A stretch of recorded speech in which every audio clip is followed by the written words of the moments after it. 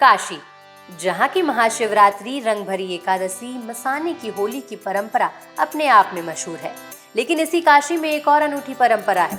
मणिकर्णिका घाट पर महाश्मशान में बाबा मसाननाथ के दर पर नगर वधुओं का नृत्य। शुक्रवार को आधी रात जलती चिताओं के बीच नगर वधुओं ने बाबा मसाननाथ के समक्ष पूरी रात नृत्य किया।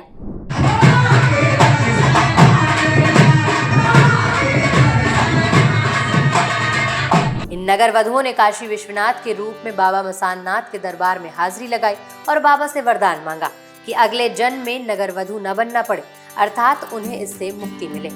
रात के सन्नाटे में जब शव यात्रियों की भीड़ चिताओं की लपटों को निहार रही थी, तब नगर वधुओं ने अपने नृत्य से एक अनोखा कौतूहल काशी में जगाया।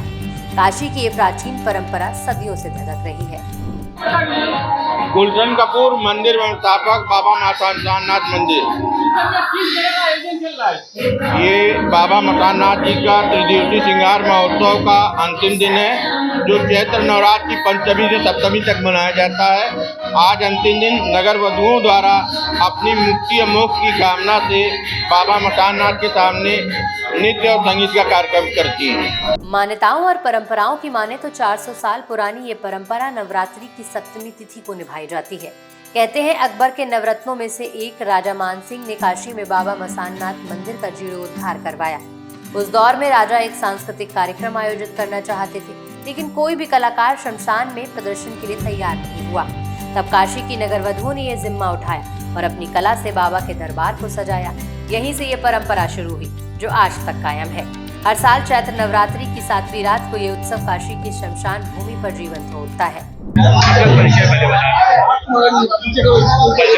मेरा नाम पप्पू जी है, मैं बनारस का ही रहने वाला हूँ और बाबा का वार्षिक श्रृंगार यहाँ पर होता है।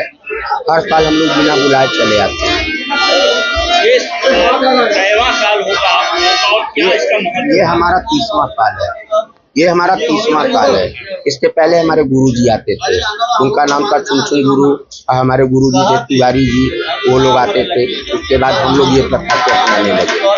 क्या महत्व है इस जगह का, क्या ताकि जहाँ नाम लग जाए वो खुद है। वहाँ की कण में भगवान विष्णु वास करते हैं और भगवान भोलेनाथ वास करते हैं। त्रिशूल पर बसा है ये महाश्मशान, जहाँ पर लोगों को मुक्ति मिलती है, जहाँ पर लोगों को मुक्ति मिलती है मरणोपरांत। जन्म एक उत्सव है तो मृत्यु भी एक उत्सव है। इसी उत्सव में बाबा के ये वार्षिक श्रृंगार में हम लोग नवरात्र की, चैत्र नवरात्रि की सप्तमी पर आते हैं, बाबा का सेवा करते हैं, अपने स्वर की पुष्पांजलि, अपने नृत्य की पुष्पांजलि बाबा को देकर के मनाते हैं। ये भी एक मान्यता होती है कि अगला जन्म ये हमारी। हाँ, ये तो मान्यता है, क्योंकि जब आदमी का उम्र बढ़ता है तो ज्ञान की उत्पत्ति होती है, तो मन में आता है ये ख्याल कि भगवान अब मेरे को मुक्ति देना। और ये लोग जो नर्तिकाएं आती हैं, ये लोग भी मुक्ति की ही कामना करके यहाँ पर आती हैं कि हमको अभी योनि से छूट करके हमको अब अगले जन्म में या तो मुक्ति मिले या तो किसी अच्छे घर में हम लोगों का जन्म मिले। इस अनूठी परंपरा के दौरान बाबा मसाननाथ का प्रांगण रजनीगंधा, गुलाब और अन्य सुगंधित फूलों से सजाया गया। बाबा को तंत्रोक्त विधान से पंचमकार का भोग लगाया गया और भव्य आरती की गई। नगर वधुओं ने बाबा को रिझाने के लिए भजन किए।